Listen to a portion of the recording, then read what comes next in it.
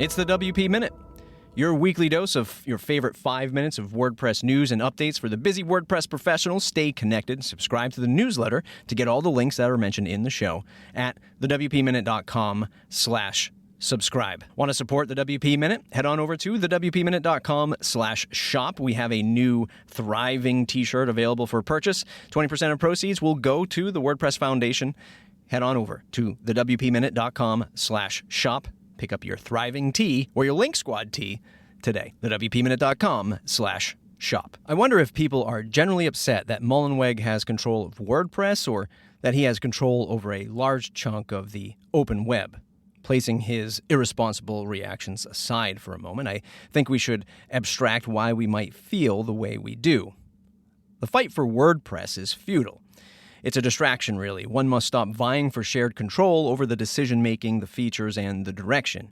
You either choose to participate and leave your mark in the direction it's being led, like contributing, having debates, communicating, etc., or just simply observe. There is no clawing away ownership at this point. What would you do if you had shared control? What would we all do? Vote in Github for every single feature? Hey, you got a few minutes to hop on a Zoom call? How long would that take? Who gets to vote in the process? If you serve clients now, you already know how painful design by committee is. Is that what thousands of people would do in order to choose the next default theme? The point I'm making is I've yet to hear a real solution to the perceived problem, just complaints that we're not in control and it's mostly an Automattic-driven project. I've worked too many jobs where the, quote, company gets to decide the direction.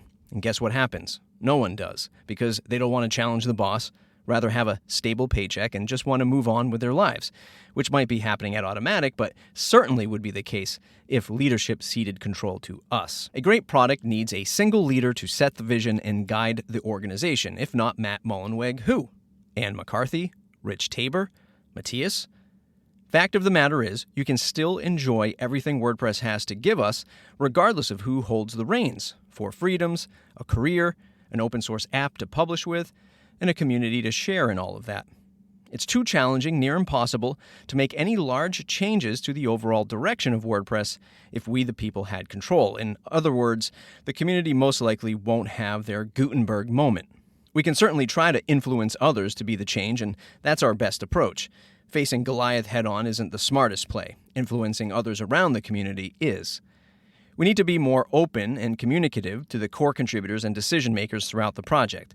Support them, provide great feedback loops, have some empathy. Being a keyboard warrior around every design decision you don't agree with doesn't help anyone. So why aren't more people up in arms about this leadership thing? Well, it's the lack of demand. The demand is there to improve WordPress, and that's what's happening regardless of how you feel about its current iteration or Mullenweg as a leader. Even with all of the flagrant fouls he's tossed around, he remains in control of WordPress, and that's that. I'm not saying any of those issues are okay, but it just hasn't rippled throughout the community enough to cause more people to stand up and walk out. GoDaddy could always start their own WordPress. It's a bitter taste. I get it. I see WordPress as a critical link in the open web's infrastructure. As much as I enjoy being a critic on the product side of WordPress, I'm much more interested in its survival for the open web's sake. WordPress is getting better. Its existence encourages a more open web and decentralized approach for publishers. It's the best tool with mass appeal to compete with closed-source systems. And I generally believe that Mullenweg wants an open web, which is great in the long term for all of us. As DHH put it, open source is neither a community nor a democracy. People show up to do the work for the benefit of us all. And I say, reap those benefits. Be a good steward of WordPress, help it thrive, and we all continue to gain net positive. We're moving in the direction of a more clear business model for Automattic over the next few years. WordPress.com versus self-hosted WordPress with Jetpack, full stop. There is no turning back on gaining community control. In fact, I do think we'll start to see Mullenweg place key automaticians into critical product roles to allow himself to scale his burgeoning organization. Strap in, because the next 5 years are going to be interesting. And hey, it could be worse.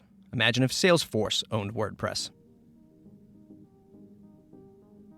That's it for today's episode. Get the weekly newsletter at thewpminute.com/subscribe. Want to support the show and join a Slack group filled with WordPress professionals like you?